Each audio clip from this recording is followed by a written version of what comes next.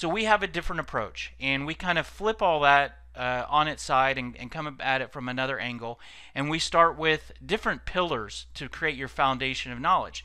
We start with value. So instead of talking about the product that you sell, focus on the value that your product offers. And we're going to dig into each of these in more detail. So the next area that we want you to focus is the problems on the prospect side that you help to resolve.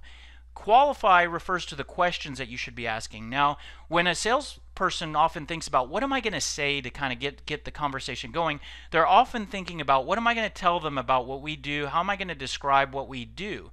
But really the most powerful and important thing is not what you say about what you do, it's the questions that you ask about the prospect. Not only does it get you into more productive conversations where somebody's answering, where the prospect's talking, but it also gets you valuable information and can help you in a lot of different ways. We'll talk about that.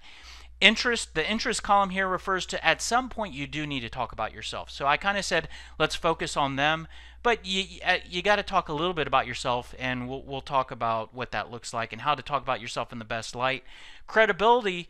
Establish credibility by talking about some other companies that you've worked with. And objections is the last one. Objections are actually your prospects' messaging, right? That's what they say to you.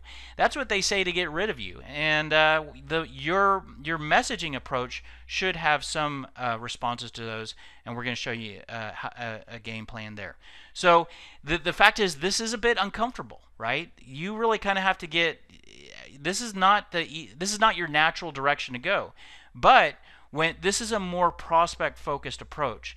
Just about everything here is focused on the prospect except for the interest area. But when you have this foundation of knowledge, and this is what we would help you, what we're going to help you to build or get going, the direction to get going in here today, this becomes a foundation, and then that factors into everything that you say.